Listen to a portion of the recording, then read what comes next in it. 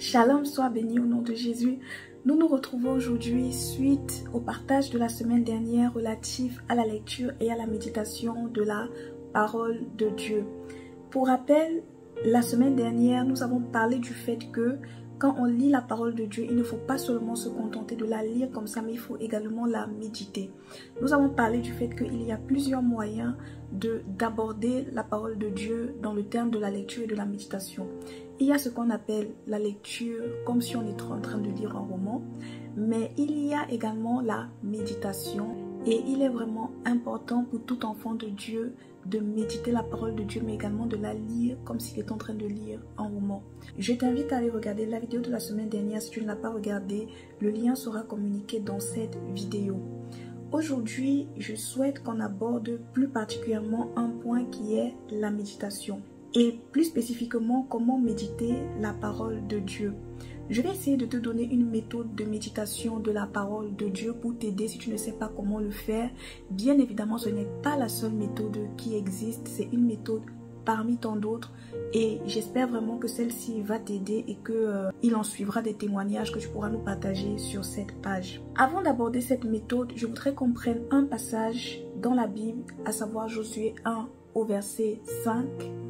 La parole de Dieu nous dit dans Josué 1 au verset 5 « Que ce livre de la loi ne s'éloigne point de ta bouche, médite-le jour et nuit pour agir fidèlement selon tout ce qui y est écrit. » Le Seigneur dit ici que ce livre de la loi ne s'éloigne point de ta bouche. Il n'a pas dit de tes yeux, il a bien dit de ta bouche. Donc, je vais t'interpeller sur le fait que la parole de Dieu est pour toi comme une nourriture, comme nous l'avons abordé la semaine dernière. Tu es un esprit, tu n'es pas seulement un corps. La parole de Dieu est comme une nourriture, bien-aimée. C'est vraiment très important pour toi. De la même manière que ton corps physique a besoin par exemple de la nourriture et de l'eau pour être fortifié, pour être en santé. On le sait, si tu passes par exemple plusieurs jours sans manger ou sans boire de l'eau, à un moment tu vas être malade, tu vas souffrir par exemple de malnutrition. De la même manière, ton esprit a besoin de la parole de Dieu pour être nourri. N'oublie pas que tu n'es pas qu'un corps, tu n'es pas que le corps physique comme voilà. Tu es un esprit également. Donc l'être humain est composé de 3 parties.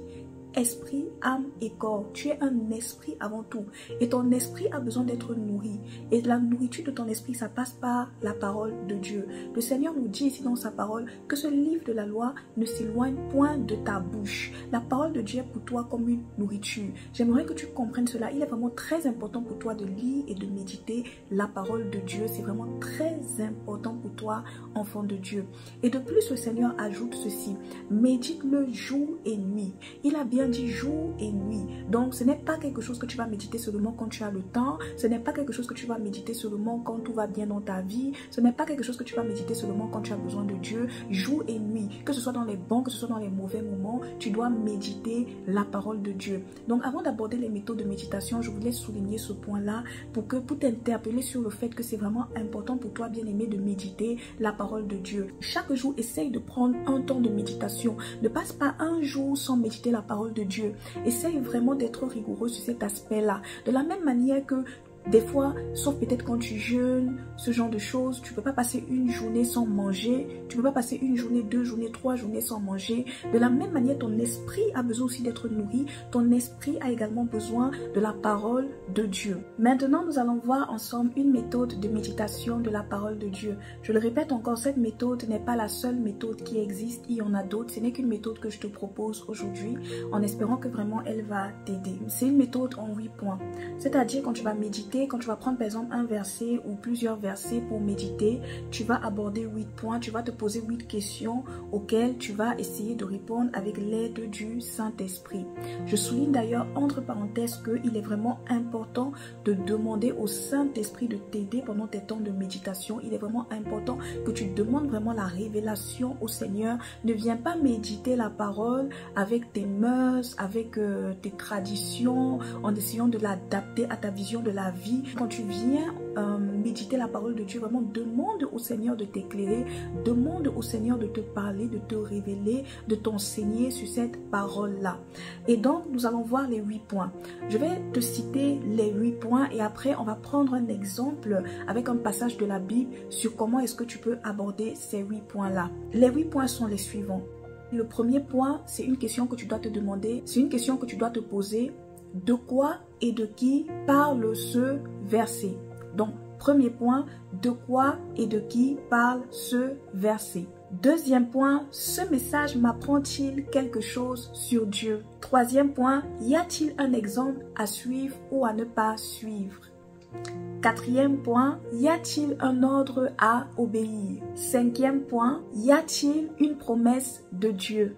Sixième point, y a-t-il un avertissement? Septième point, quelle vérité Dieu me révèle-t-il? Et enfin, huitième point, y a-t-il d'autres passages bibliques pour une bonne compréhension ou alors pour ma prière? Et avec ce huitième point, tu peux utiliser ce huitième point pour en ressortir des sujets de prière. Maintenant, on va essayer de voir dans le détail en prenant un passage biblique pour te donner un exemple en fait, pour que tu visualises un peu plus concrètement ce dont il s'agit. On va prendre pour cela Matthieu 5 à partir du verset 1. Voyant la foule, Jésus monta sur la montagne et, après qu'il se fut assis, ses disciples s'approchèrent de lui. Puis, ayant ouvert la bouche, il les enseigna et dit: Heureux les pauvres en esprit, car le royaume des cieux est à eux. Amen. Quand tu médites en fait, tu prends verset par verset ou alors tu peux prendre des groupes de 1, 2, 3 versets. Il faut que ce soit cohérent, que ça parle de la même chose à peu près. Et donc, avec ce passage-ci par exemple, le premier point, de quoi et de qui parle ce verset? Le verset dit: Voyant la foule, Jésus monta sur la montagne et, après qu'il se fut assis, ses disciples s'approchèrent de lui. Là, on est sur le premier point.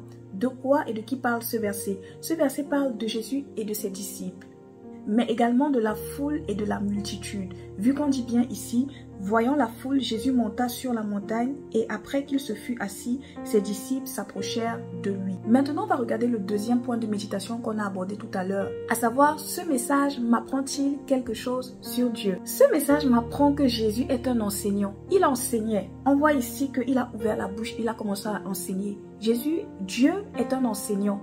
Et de la même manière, toi aussi, tu as cette capacité d'enseigner car tu as le Saint-Esprit en toi. Mais ça m'apprend également que quoi? Ça m'apprend également que je peux m'approcher de Dieu. Parce que la parole ici nous dit, et après qu'il se fut assis, ses disciples s'approchèrent de lui.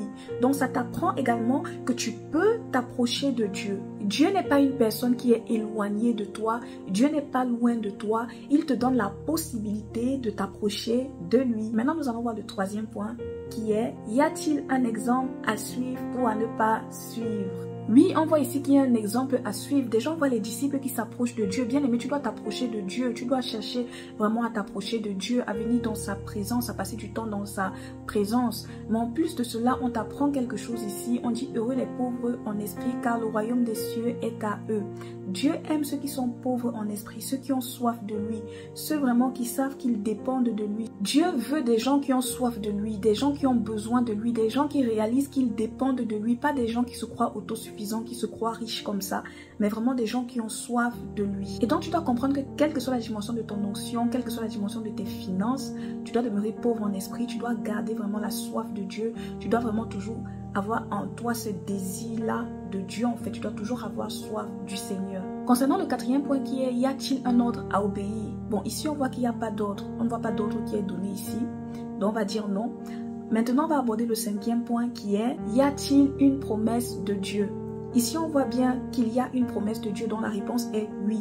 Quelle est cette promesse donc? Cette promesse, c'est que ceux qui sont pauvres en esprit, ceux qui ont soif de Dieu, ceux qui ont toujours soif de Dieu, hériteront du royaume des cieux. Sixième point, y a-t-il un avertissement ici?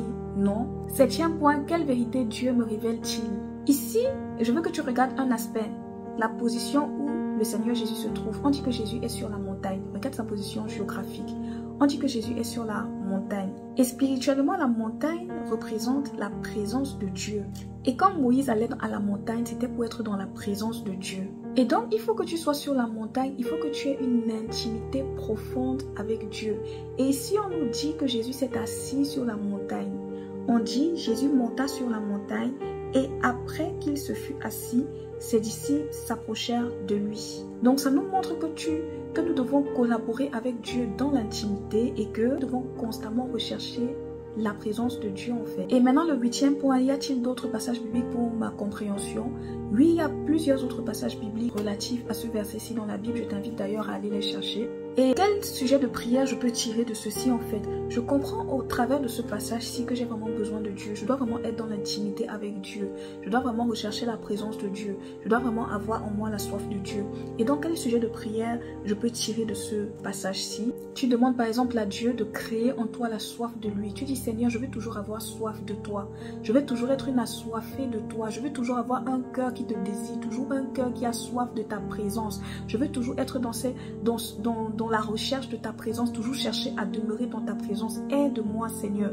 Voilà par exemple un sujet de prière. On a abordé rapidement ces 8 points. Bien évidemment, c'était vraiment très rapide. Au travers de ces 8 points, tu peux même encore plus aller dans la profondeur.